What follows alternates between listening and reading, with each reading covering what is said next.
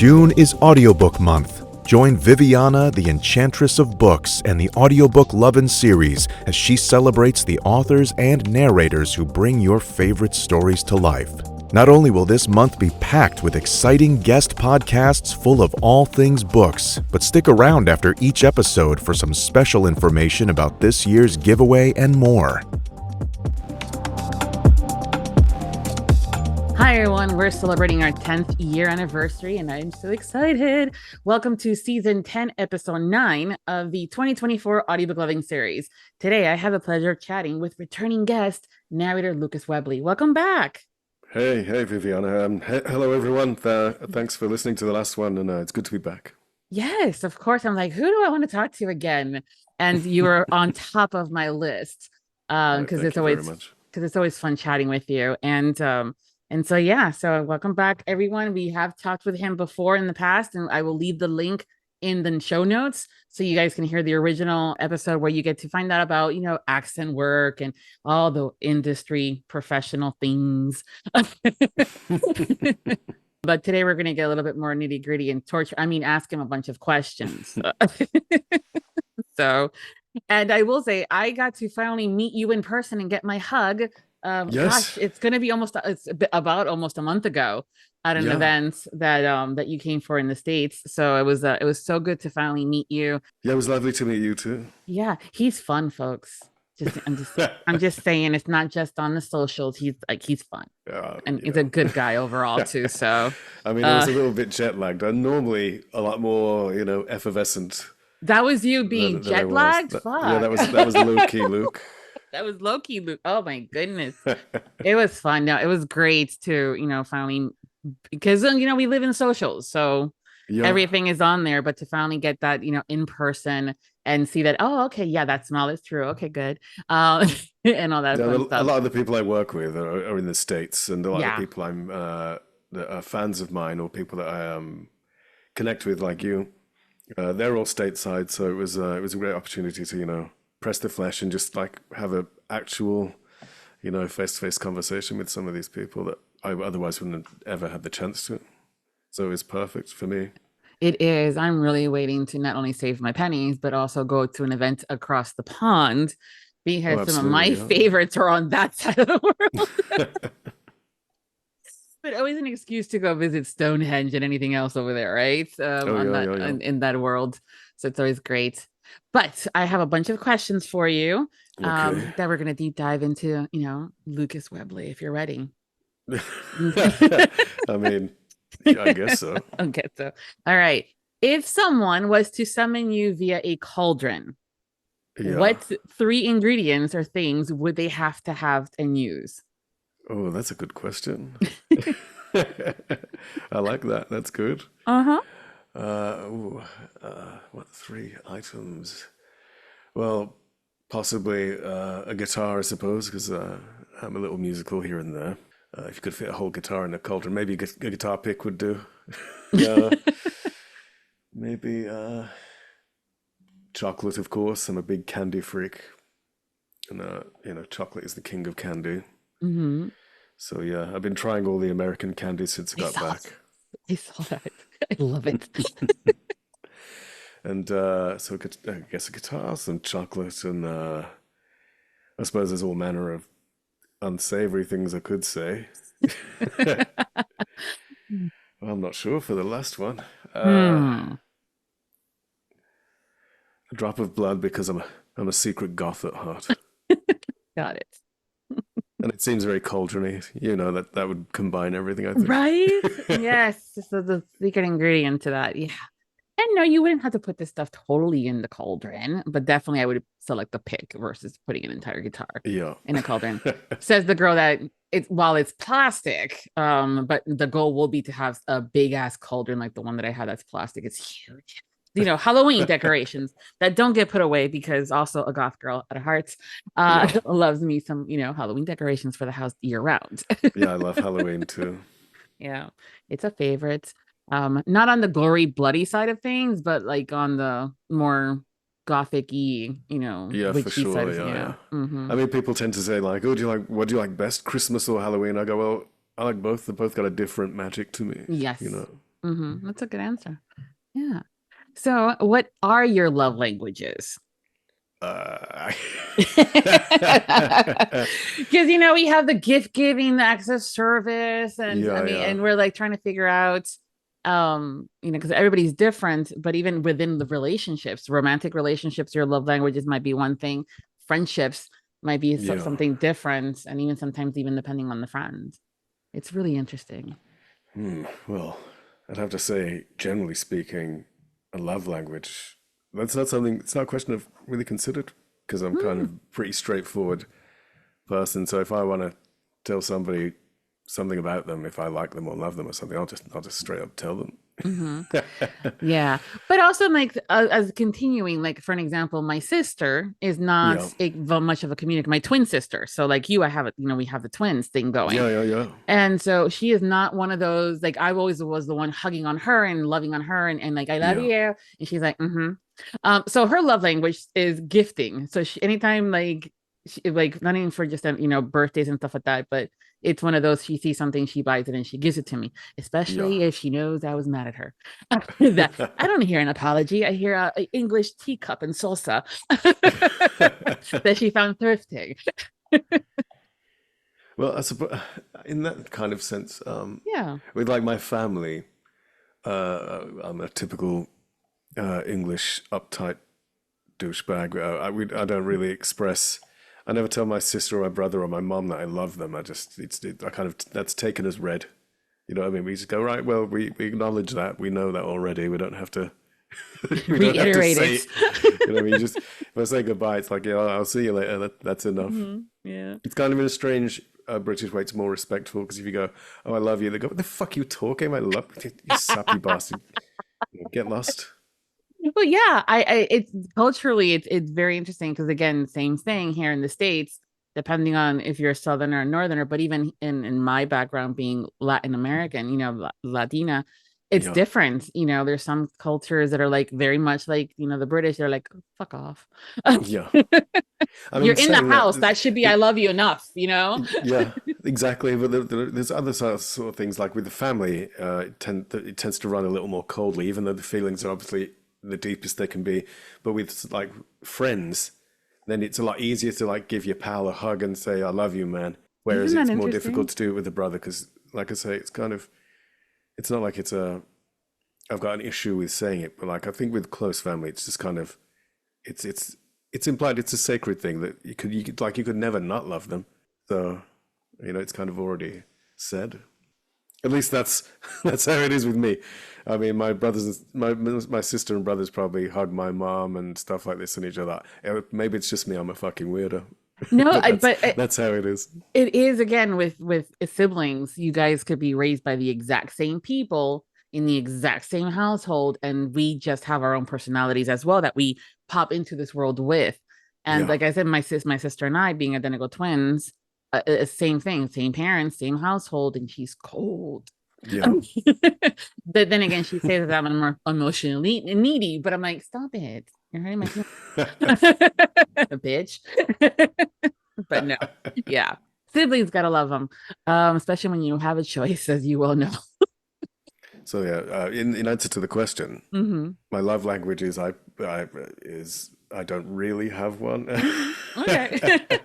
We'll see. Sometimes we don't even realize it. And then as we learn people, we're like, oh, okay, he likes acts of service. Hang on. I've just thought of something. Of something.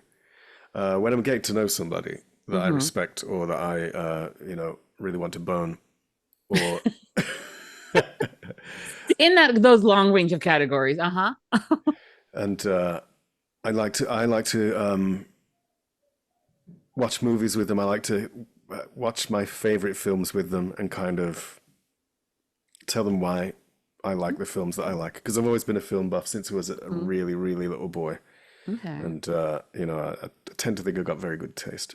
Okay. So like a lot of the people that I've been involved with in the past, I'll say, have you seen this? And they'll go, no. And I'll go, what? I can't believe you haven't seen 12 Angry Men. You've got to sit down there and watch it. And they go, it's black and white. And you go, it doesn't matter. It's black and white. You've got to just sit down and watch it. And then by the end, they're either humoring me, or they tend to love the things that I select to watch. I mean, I'd never force anyone to watch anything, but that is, I suppose, a method of my expressing how I feel is through film. Yeah. And saying why I like a certain film and what it makes me feel and things. So I guess movies are my love language. Okay. Yeah. Also a bit of that quality time with that person too. Yeah. Perfect. Okay. So what is one thing that will get on your nerves immediately? There's loads of stuff. Loads of stuff. Well, again, I'm a film buff, so anyone like fucking around in the cinema with their phone or anything like that, I get hot as fuck immediately, and I'll say something to them. You know, I'm not like a big fella, but I'll go up and say, "Excuse me, but this isn't your fucking living room. Do you mind shutting the fuck up?" Eating noises, overly noisy eating noises. I can't. You know, it drives me insane. There's a name for it. I think it's misophonia. Yes, I think so too. I think that's it. Yeah, that drives me absolutely bananas. Oh, loads. I could sit here all day listing off of those things. Well, those are two good ones, especially when food tends to be a very much of a social gathering of things, whether it's hors d'oeuvres or snacks or a full-blown meal. So if you're hanging out with Lucas, chew quietly. Well, it's not so bad if you're like a dinner party or something and everyone's eating. It's because it kind of just blends into the thing. But it's like I remember living in a student house many, many years ago, and there was a guy who lived there. There was like, I don't know, fucking half a dozen of us living there, and there was one guy who'd always eat with his mouth open, like chew gum, or eat with his mouth open, like big chomp, like. Oh, I'd be gosh, like, I'd be like, why are you eating with your mouth open? You're like, you're 22 or whatever the fuck you are. Why? And he go, I did it to start it on purpose to annoy my parents. And I go, well, I'm not your fucking parents, and they're not living here with you. I am. So can you fucking not do that, please? In a more polite way, of course. Of course, yes. Can you fucking not do that, please? Yeah, no, that's one of mine too. The loud noises, as far as chewing like that obnoxiously. But okay, all right. So, what are you most afraid of? I don't know. I've got a lot of regular phobias, like I guess spiders. Although I overcame my spider phobia, my arachnophobia. I trained myself. Like I saw a little tiny spider, like a little money spider, we call them, and I picked one of those up and let it, go over my hand a little bit, and I was like, well, that's fine, that's okay. And then like from then on, I would just kind of, if I saw a spider that wasn't too big, I would like approach it and just fuck around, and I kind of just got myself used to it. And then at one point, I was like, I could hold a tarantula and let it crawl up my arm and all this. And then, so phobia conquered. But then I woke up one day, face down on my bed, and because something was like brushing my eye, and I couldn't, like I was asleep. But it woke me up. It was like someone was trying to touch my eye. And I opened both my eyes, and one of them I could see like my mattress, but the other eye was just, there was no vision. I was like, what the fuck is happening? And I realized there was a spider on my eye. And so I bolted up upright, and I couldn't even tell which way was up. I was in such shock, just having like realized there was some creature on my eye. And so I looked, and it kind of like scuttled away. And that just fucking reset me back to square one. Waking up with a spider in your eye. I know, is a bit of a no. Yeah. Yeah, you put me right back. So now I can't fucking have them again. Oh, you were doing so well. I know. Although if there is, I've noticed this on a couple of occasions. If there is like a girl in the room and they're frightened of the spider, then something in me, some pride, some kind of machismo fucking bullshit thing will kick in, and I'll suddenly it'll override my own fear, and I'll just go, and I'll, like a robot, and I'll just grab the spider with no emotion and just hold it, walk to a window, throw it out, close the window, and then just deal with the trauma of it later. Because like, I don't know, I guess it's like some kind of chivalry thing, but like you just go, no, you've got to deal with the problem. I imagine it's like if you get someone breaking in your house, you just automatically go, right, I've got to take care of the situation. Otherwise, everybody is going to fucking die. So I think it's just that switch that goes on. You have that switch. Not many people may have it. I've known many a story where the guy has busted out with, you go kill it. And I'm like, damn it. Well, they'll probably get me killed one of these days. Yeah. But yeah, that's what I've noticed. All right. Well, good on you for trying to conquer it and looking like, okay, I'm going to do this. Yeah. Just bad but timing. I'm not afraid of like heights or anything, because I'm going to Canada in like I think 2 weeks, and the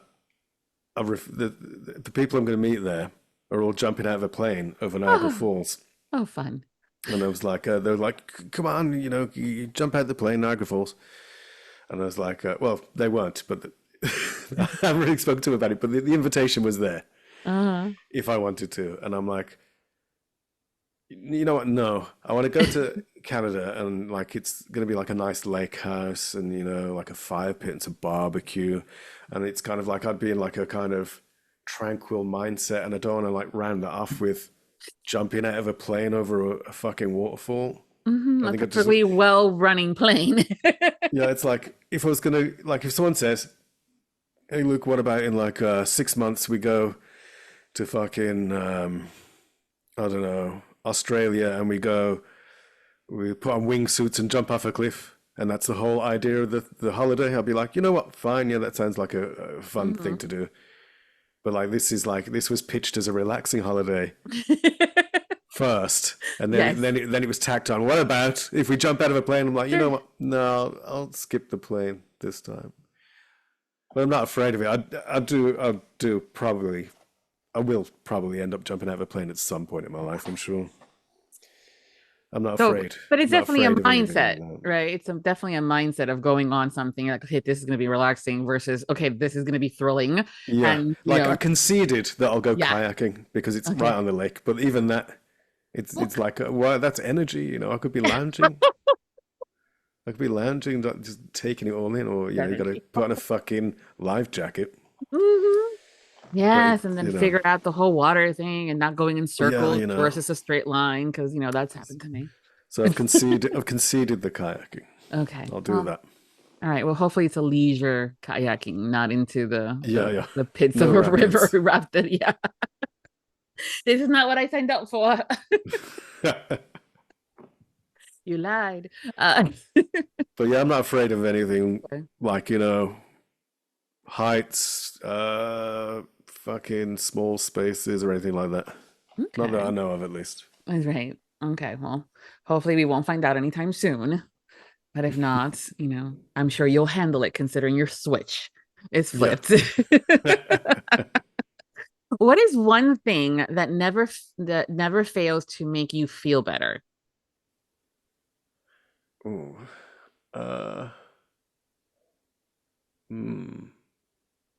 Art. Creating something. I think I'd go crazy if I didn't do that.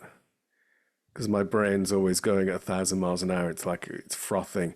And I have to it's like exercising a demon to create something for me.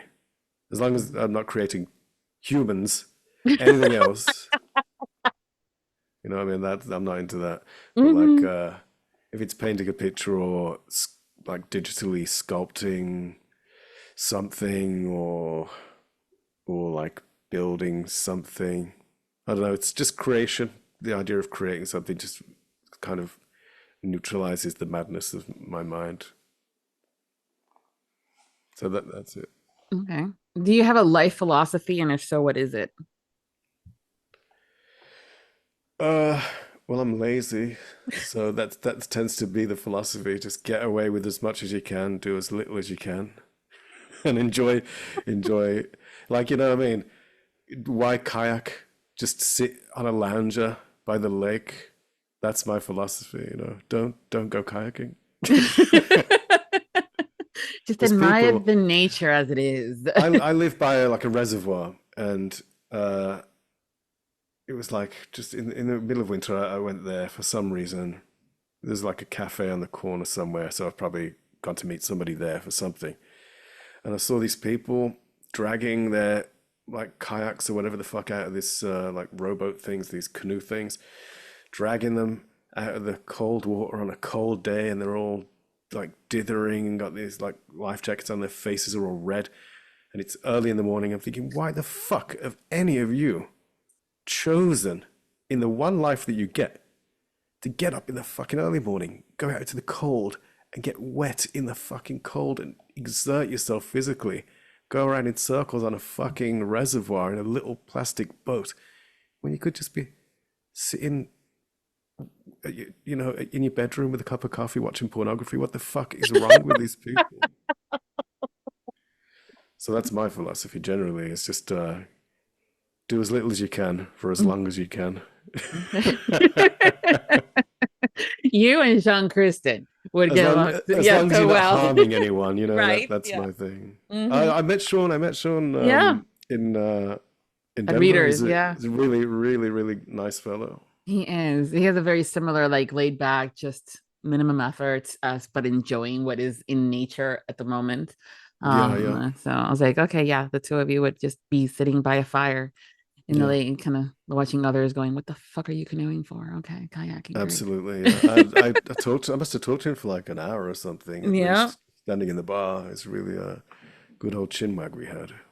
Good. Yeah. All right, here's a good one for you, specifically being a narrator. Who would narrate an audiobook memoir about your life?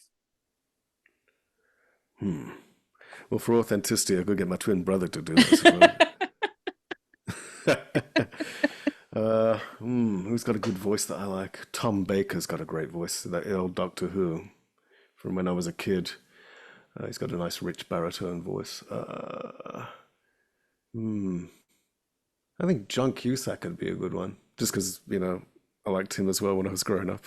I know he's like, he doesn't do much these days, but yeah. I always wanted to be like a John Cusack type when I was a kid. I thought that's what I'll grow up to be. When I was watching films when he was like 23, and I was like, oh, I can't wait to be old like him. And he was 23. I'm like, I know. Wow. Yep. I'm like, oh, the things we used to think about as old when we were little kids, and we're going, oh, fuck.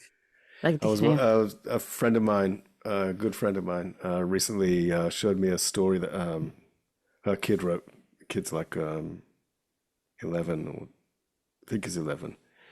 And he writes this story about this guy, and he goes like, I had to take a rest because my youthful body was long gone at my age of 54. I'm like, man, this kid, like, I'll be 54 in less than 10 years in my decrepit ancient body. So this kid, like, if you're 54, you're like a fucking Egyptian mummy, basically.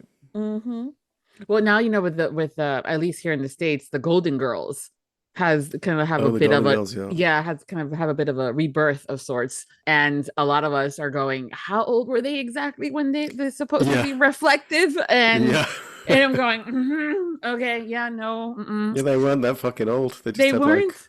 They just had fair hair. Yes, exactly. And I'm going, well, there's Blanche. Doesn't matter how old she was going to be sexy anyways. So, but yeah, I think like Estelle Getty and Betty White, I think they were kind of about the same age, weren't they? Yeah, Estelle Getty was the youngest, and playing the oldest was hilarious too. She was the youngest out of all of them. Of all of them, yes. She was the youngest. Bea Arthur. Yes, but also makeup and the wig made her look a lot older than she was. And then that little walkie-talkie that she thought, yes.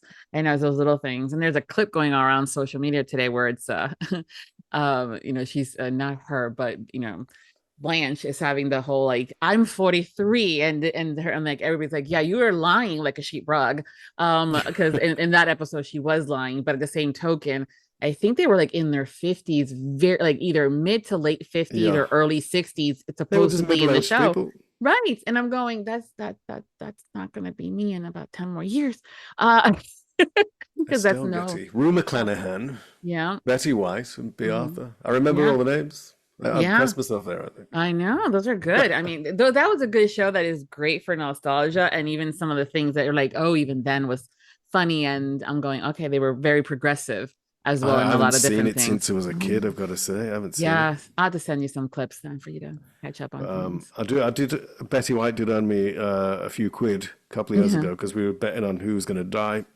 like soon. And I chose Betty White. It was going to be Betty White or who was it? I was going to say Dick Van Dyke and he's still kicking. Yeah, I know, yeah. And who else did I? It was Betty White, and I won with that one. And then I said the Queen after that, and then she died. So I did a double win. Jesus. Then I said after the Queen, I said Dick Van Dyke, but Dick Van Dyke did not die. But Jessica Fletcher, what was her name? Angela Lansbury died. Yeah. And they were like, I'm sure they were in something together, Dick Van Dyke and Angela Lansbury. Probably, yeah. But like it was close. I was like, it was a toss-up between Angela Lansbury and Dick Van Dyke. And I said Van Dyke, and Lansbury fucking died the next day. Ugh. All the things that we'll put a wage on and say betting, Yeah. I put it on Facebook. I said, thanks, Betty. And I showed like a fistful of cash. And everyone's like, oh, you're so cruel.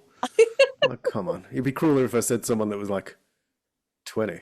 Yeah. If I just said, come on, Olivia Rodrigo, I want you to die.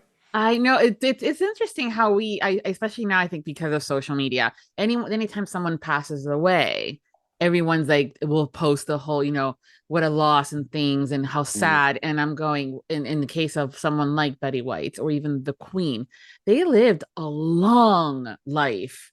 And happy life. Yes, exactly. Successful life. Sucks that their energy and they are not here with us anymore. But the girl needed a rest. Both of those girls needed a rest and stuff like that. I think everyone in the UK is waiting. Well, not waiting, but they're dreading David Attenborough dying. That's the one that's going to hurt the nation the most, I think. That's going to hurt more than the Queen, I think. Oh, no. Yeah. All this stuff. I mean, it's fascinating how us here in the States are all about like the royal family. And there was this whole thing about where Kate was and all that. Yeah. And things like that. And I'm like, can we just let them be people? And there you are going, the Queen, and betting on wages and stuff. But hey. Yeah, no one gives a fuck about the royals over here, really. Not really. Yeah. Nobody worth talking to anyway. So here's a good one for you too, since I know that you have a very artsy stuff. So what hobby have you always wanted to pick up but haven't yet? Game development. I know everyone these days wants to do that. But again, I think it's an extension of my need to create things like I can make digital items. I took to modeling cars a couple of months ago, and I was doing like a car a day, which is crazy because like I'd never really modeled cars before, and it's a very intricate process, and it normally takes people like a very long time to do it, and I just seem to have a knack for it. So I was like knocking them out, doing a Ferrari one day and a fucking a Volkswagen Beetle the next day. So I can make these items in a digital realm, and then I thought, well, why am I making these things apart from just the craft of it? And then it occurred to me, though, if you were to create video games, you could make items and then put them in a world. You could populate a world with the things that you create. And I was saying this to a friend of mine, an ex-girlfriend actually. I was saying like, oh, I'm thinking of going into like making some game or something, so I can make these things and then put them in my world. And she went, oh right, yeah, that like tracks you and your God complex. I was like, what? Damn. She was only ribbing me, but like maybe right, but still. It's one of those little jabs your ex-girlfriend can have, Right? Yeah, I think it comes a little bit with the territory, but shit, bro. Because I would have been like, well, yeah, you're very creative. You like this whole thing of seeing if you can build it, and and then what comes next. You went straight into you and your God complex. Right? Yeah. But I do like the idea of making a world and being able to make anything within that world. I guess it's like writing a story, but like it's more, you can be more active because you can literally go anywhere and do anything within the world that you create. Well, I mean, that's appealing to me. Yeah. Well, I mean, at this rate, with you already starting on the artwork on it and the 3Ds, I'm sure, X time frame, you'll be like, oh, look, I've made a game. I've made it work. Yeah, I mean, it's a very complex process, and there's a lot of different languages and processes you need to learn. But if it's a hobby, then you've got all the time in the world to do it, really. No one's forcing me to do anything, so I'll just do a little as I go, learn a little as I go, and then eventually you'll end up as something or other. Yeah, we'll see. I'll have to look out for that then. It'll be like freaking 10 years, but yeah. It's okay. We'll have you back and like, hey, listen, welcome back. I know the 20th anniversary. Hey, I have goals, okay? I'll come back, believe me. Yeah. And I love that about you. What is something you think people might automatically assume when they first meet you? I don't know. Maybe that I'm insecure, but I'm not at all. Because I'm not like a super tall guy, and I'm not like super short either. I'm kind of like just on the low side of average, I think I'd say. But like I'm not tall, and like people like if you're not like a tall guy, people tend to think that you're like worried about it in some way, and I'm absolutely not worried about it at all. I don't have any kind of Napoleon syndrome that you see these people have, or the one thing I've noticed though, personally speaking, and this is coming from someone that isn't hugely tall, a short king, I guess, is that extroverted tall men are viewed more as charismatic and outgoing, but extroverted short men are viewed more as brash and annoying. I think it's just an aesthetic. You know what I mean? It is interesting. It is very interesting to see how very similar behaviors and traits are seen or taken differently based on appearances. Yeah. I mean, that's just something I've noticed myself. That's something I think myself. That's not...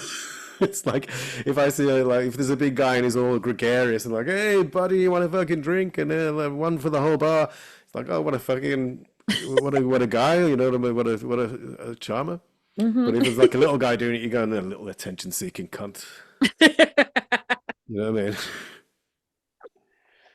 But like, oh goodness, that's just my own prejudice, I guess. But I've got no hang-ups about not being like a tall guy at all. But like, I think a lot of people assume that men do.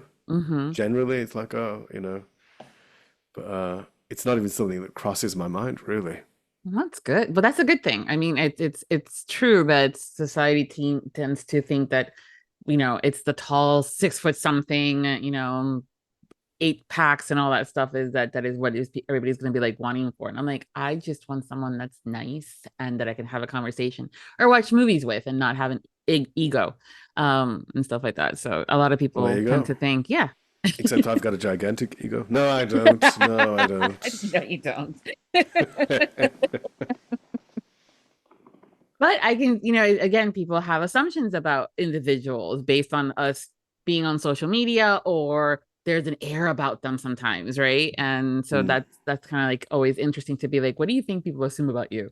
But I mean, people are insecure about loads of different things, you know what I mean? Like this, if you're a tall, handsome man, you could be insecure about anything, like the size of your feet, or like, oh yeah, your voice. You could be insecure about anything, but generally speaking, I'm not insecure about anything. So I'm kind of fortunate, really.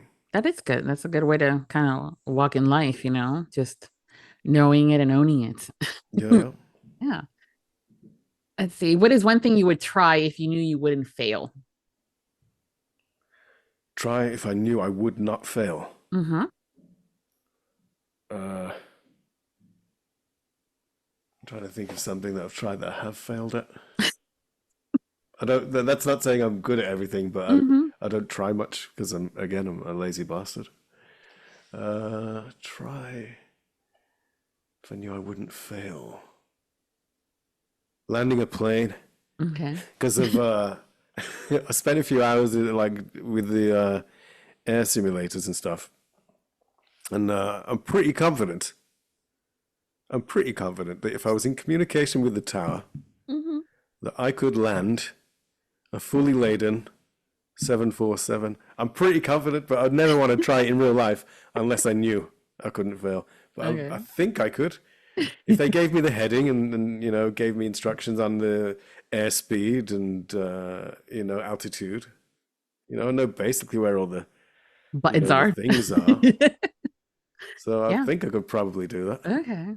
And that'd be cool. You know, a part of me when I'm flying, once the announcements come over, does anybody on this aircraft know how to fly? I'd be like, not really, but you know, I'll do my best. I'll give it a try. You know, a weird part of me wants that to happen. I don't think it's ever happened in the history of aviation. I don't think it's ever happened, but I kind of want it to. Well, I mean, the question can be asked, not necessarily that there's any action behind it either. So who knows? Someone in Southwest Airlines will probably be the one to, you know, shoot the shit and be like, hey, by the way, everything's fine, but I have been on a plane where someone's gone, oh, is there a doctor on board? I don't know what it is. Maybe someone was having some heart palpitations or something. But that was a nice little movie moment. I'm like, oh, it's one of those things where it's like, follow that car kind of a moment. I had one of those moments at an event years ago where we got a huge group of us, and I ended up getting in at the time it was a cab because it was prior to Uber and Lyft, and with the other girls, and we're like, follow that cab.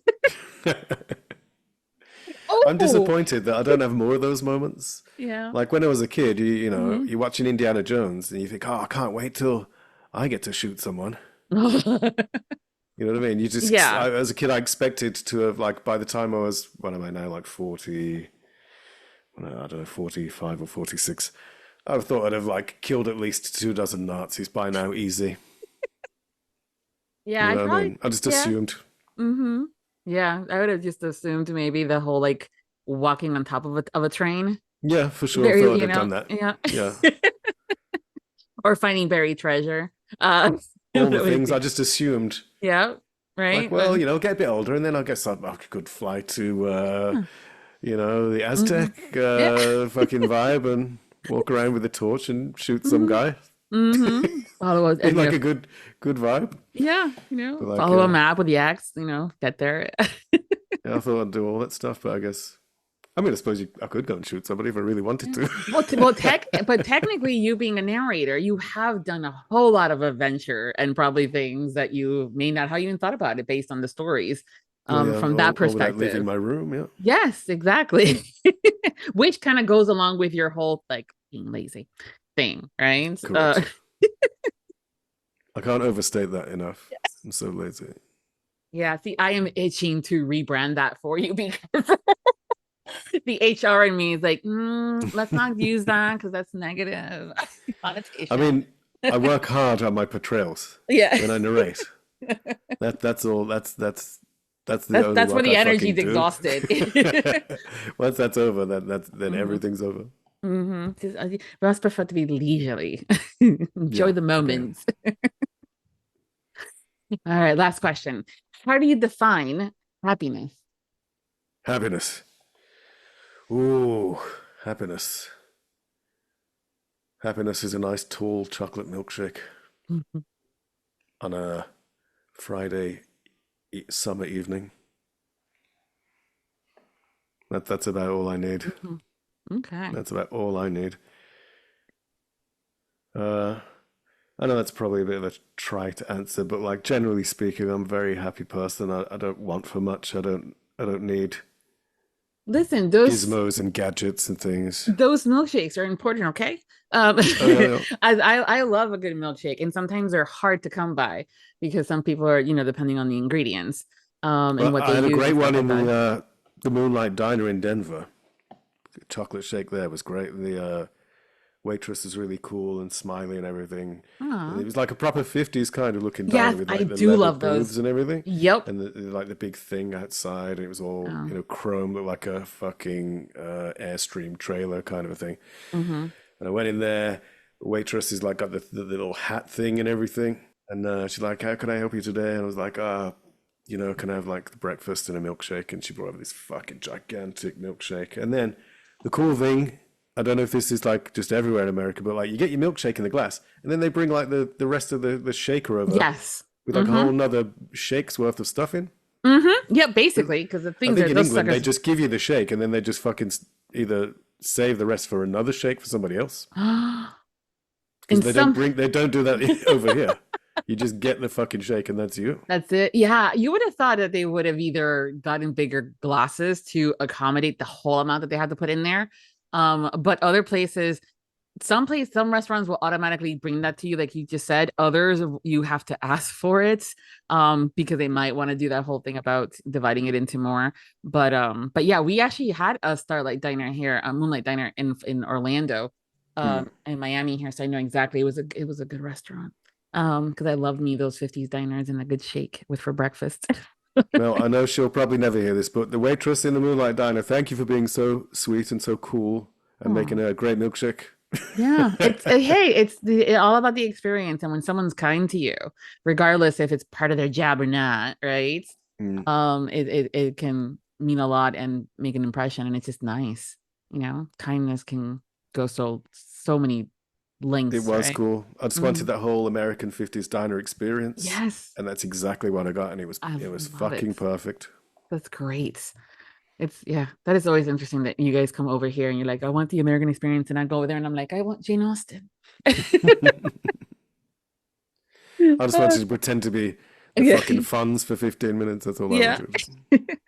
Well, again, a good milkshake. I'm gonna have to check. I love milkshakes, but I usually tend to go with vanilla, with or chocolate chip, depending on the place if they have a flavor. So I may have to do a pull a Lucas and have me a chocolate milkshake. Oh yeah, I mean, she recommended the peanut butter one. I was like, oh fuck, if I hadn't already made up my mind on the chocolate, I would have gone with that one as well. I should have said just mix the two. Yeah. Well, next time. Yeah. Next time. So you, being a previous guest, know this, that we do that Patreon segment where I ask you a bunch of more questions and make you choose between two things.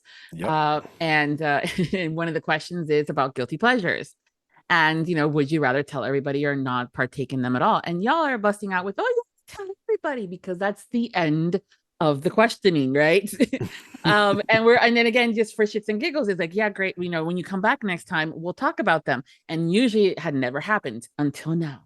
So with it being our 10th season, I'm like, y'all, your guys are getting the question. So I remember you busting out with, oh, I tell everybody what my guilty pleasures are. And so what are some of those guilty pleasures, sir? Well, like I say, I'm not too guilty about them. They're just pleasures to me.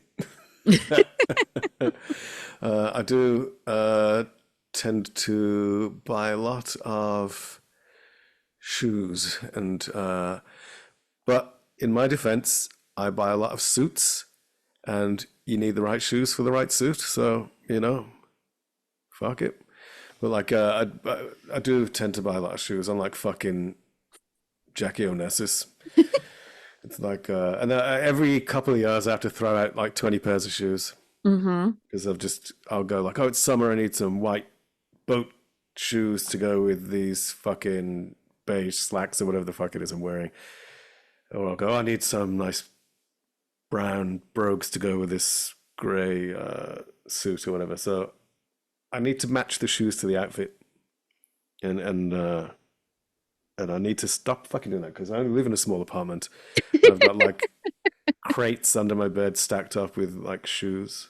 What you need to do is like bookcases that have like the glass doors, but instead of books, just showcase your shoes. Well, like I say, my apartment's pretty small, so I need storage solutions, and I need to not fucking hoard and stockpile fucking shoes. I just need to stop doing it. But yeah, that's one of my guilty pleasures. Okay. Yeah. Well, I mean, you do wear a suit rather well. And right, thank you very much. And it's very like for those that don't know, he had some cards over at the event in Denver, and he's in very vintage looking outfits and portrait of sorts. And I got me one, and I'm like, now I have to find like a vintage looking frame to stick him in, because otherwise it's not going to work if it's not vintage looking, because it looks Even it does look vintage. Yeah. Yes, it does. I mean, he could totally have been somebody in like in Pinky Blinders or just anything else over there back in My the great day. grandfather, you know, was in with all that lot. I've got a photo of him somewhere with a big cap on. Nice. Yeah. So yeah, I mean, all he needs is a pipe, and it would have been like Oh yeah, what we absolutely. normally think, right? Is vintage antique photos of back in the days. Yeah. I look like a Victorian gentleman for sure. Yes, with the beard and everything. But yeah, so now again, for me, it's like, oh gee darn, I have to go antiquing and vintage shopping for a frame. Lucas, you are so bad. Oh no. It's all your fault. Well, if anyone wants one of those cards, by all means, come and see me in New Orleans in the end of August. Yeah, So I'll have plenty of them on me. Awesome. That's great. It's a good photo. It's really good. But just remember that y'all are gonna have to either, unless there's not the aesthetics and it's the whole, because I asked in your group. It was funny because for me, I mean, because doing this for 15 plus years, there's so many different things we can do with swag.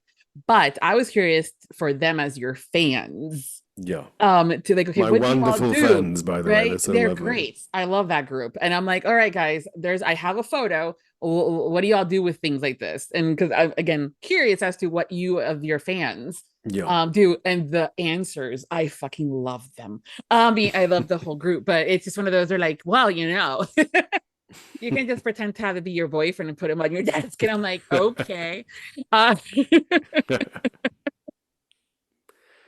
Yeah, they're good people. And you came in with your own answer, Oh yeah, I got smart alecky stupid answer that I came up with. I love it though. I just sent him a picture of where currently it's standing. It's next to my bear that's TJ London had made for me. She calls him Enchantress. It's a little crocheted bear. I got speaking to TJ as well in Denver. Yeah, she's great. Lovely again. Yeah, she's even though she didn't cast me in her book. Oh. Okay, guys, listen, it's hard. First of all, especially when you guys are really talented. Well, the thing is, I've got a theory. Okay, what's your theory? And because I got the audition, and the audition said, under no circumstances must it be like received pronunciation, like clipped, posh British, the kind of thing that's happening right now that I'm using right now, but a little more. Said it can't be that at all. It's got to be kind of colloquial. It's got to be kind of, it can't be Regent in any way. It's got to be like salt of the earth kind of British. And then I read the character brief, and it said this guy is from Bristol originally.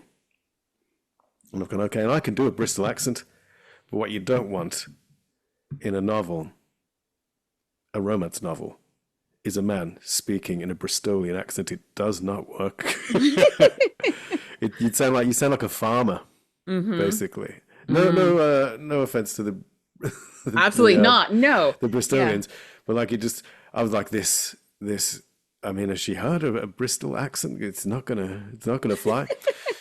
So I just went with a kind of neutral kind of accent, which I think might have been a slightly on the posh side. What I should have done was maybe gone with something like a bit more Game of Thronesy, maybe something like a bit more Jon Snow, kind of like that. Okay. That kind of accent. But like, I think that would have got me the role without question. But I just went with a kind of, a fucking neutral thing instead. I thought I'll just go neutral, cover on the basis, but like that's not what she was looking for at all. Well, so I flubbed the audition on my own terms. I've got no doubt about that. Oh, I mean, here's the thing too, with when it comes down to casting, is extremely important to cast appropriately as far as those accents. And for her, she is the one doing the casting of her books, of her characters, versus having someone else do the casting on their behalf. And so she knows these characters, but her story, is being a saga, goes forward in the same, it continues to evolve. And the cast has remained the same with the exception of one or two, and that's it. Yeah. I'm sure she'll mix me in there somewhere at some point. I'm sure at one point. I mean, she has others planned, so trust me, there's opportunities. And, she's got a great cast in there already. I mean, Tara Langella, of course. Oh yeah, I owe everything to Tara. She got me my first book, so she probably got me the audition if I'm thinking about it. Well, I mean, your name does come up a little bit when conversations include Vivi for casting. So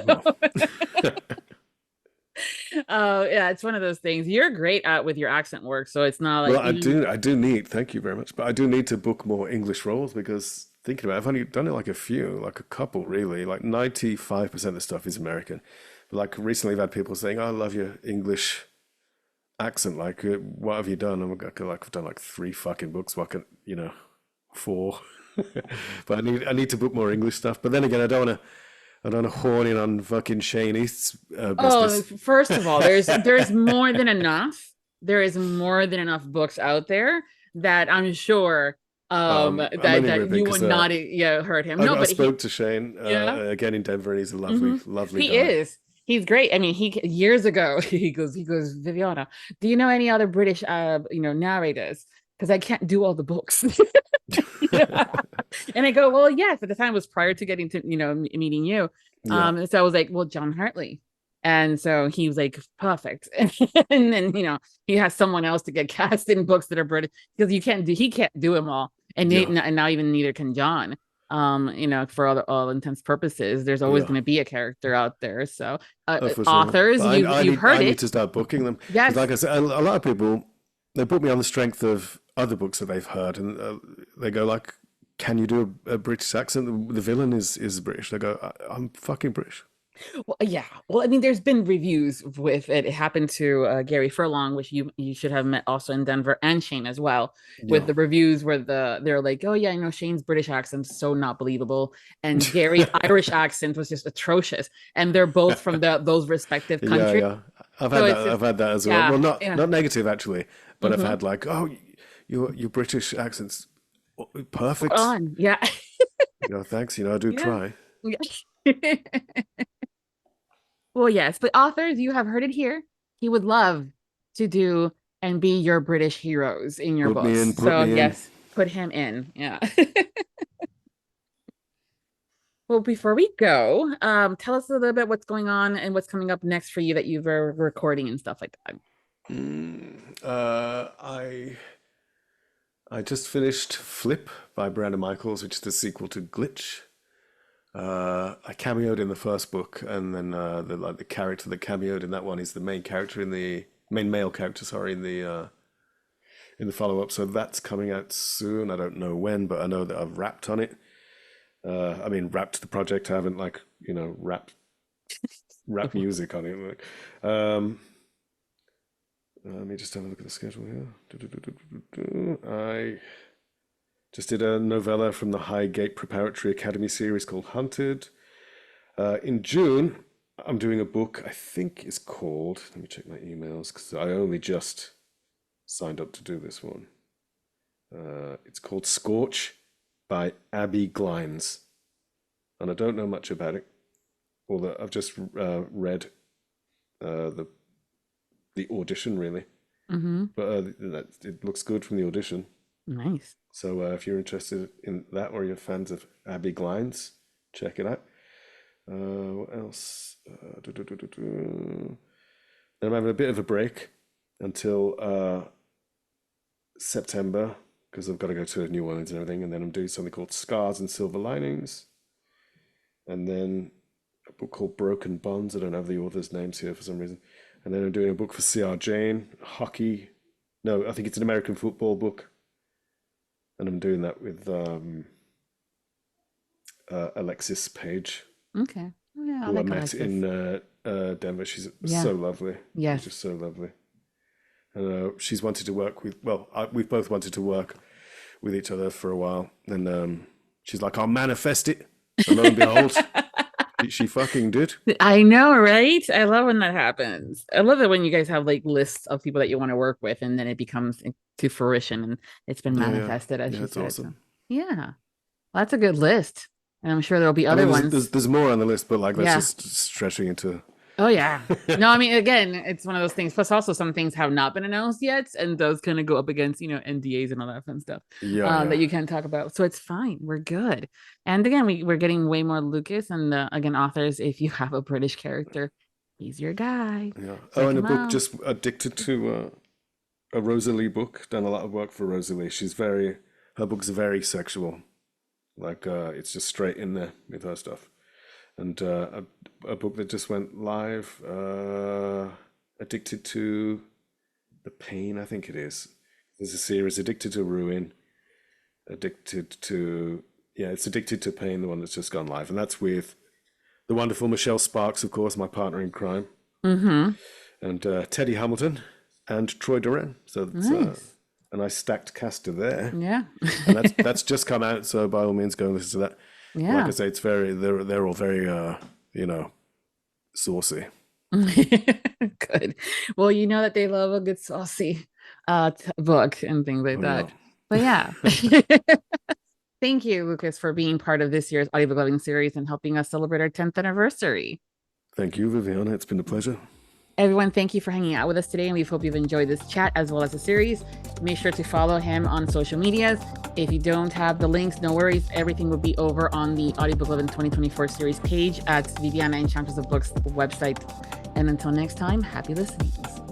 Visit today's episode post to listen to sound clips of some of the books we discussed and enter the month-long giveaway.